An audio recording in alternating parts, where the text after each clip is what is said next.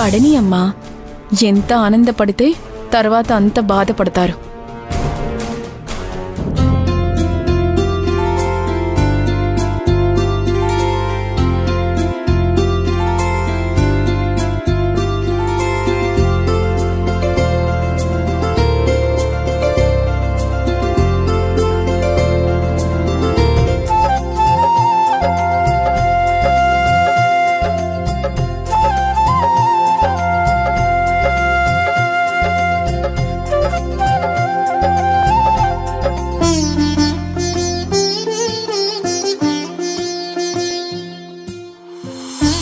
అక్షింతలు వేసి గుంజని పాతండి.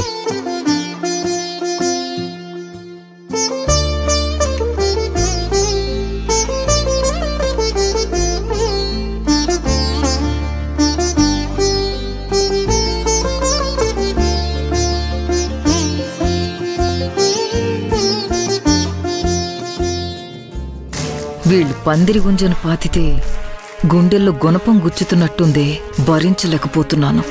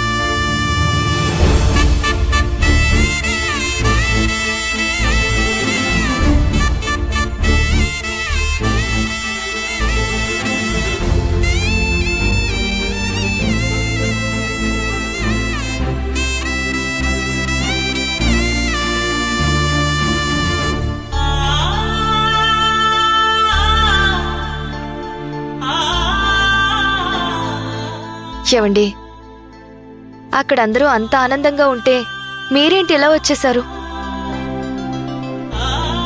ఏవండి,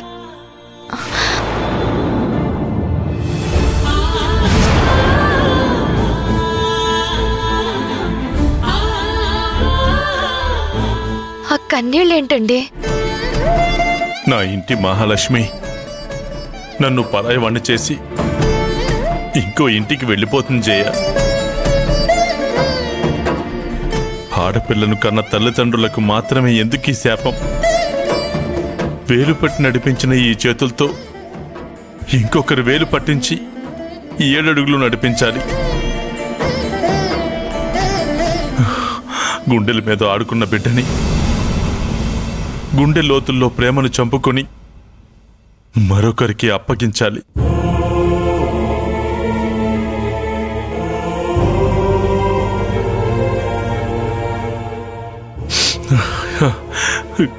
ఈ ఇంటి నుంచి ఆ ఇంటికి వెళ్ళాక అక్కడ ఎలా ఉంటుందో, ఏం చేస్తుంటుందో, తిందో లేదో, వాళ్ళు సరిగ్గా చూసుకుంటున్నారో లేదో అని క్షణక్షణం బిడ్డ ఆలోచనలతో నలిగిపోయే దురదృష్టం అది ఆడపిల్ల తల్లిదండ్రులకు మాత్రమే ఇచ్చాడా దేవుడు.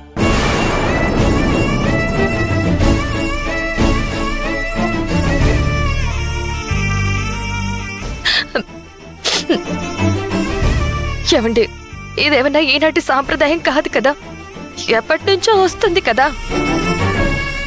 ఏ ఇంటి మహాలక్ష్మి అయినా మరో ఇంటికి చేరవలసిందే కదా.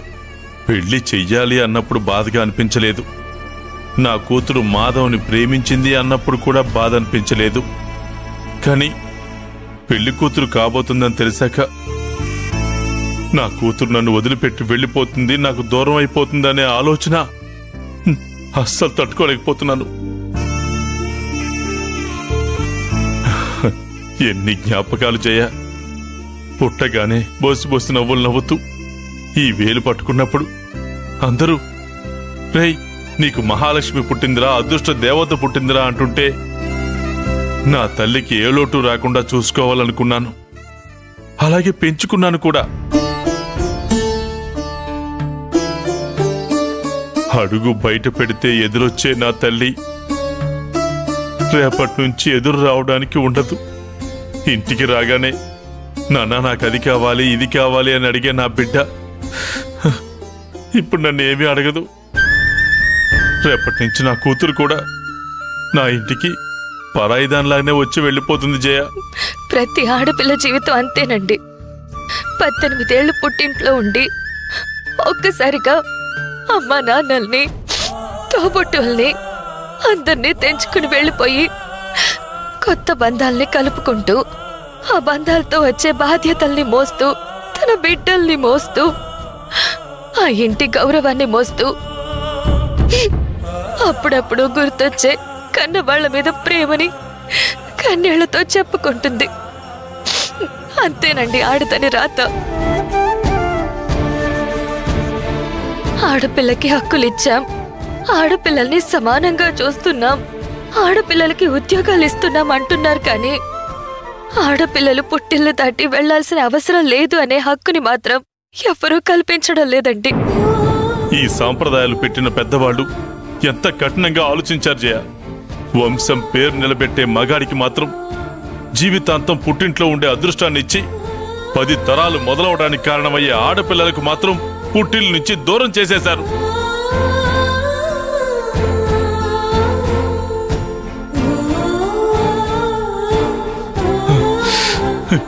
ఎన్ని కలలు ఎన్ని జ్ఞాపకాలు అన్నీ చెప్పుకుని గుండెల్లో బాధని గుండెల్లోనే దాచుకుని అప్పుడే పరిచయమైన ఒక అబ్బాయికి ఇచ్చి మన ఆడపిల్లని పంపించడం అంటే అదెంత నరకం జయ.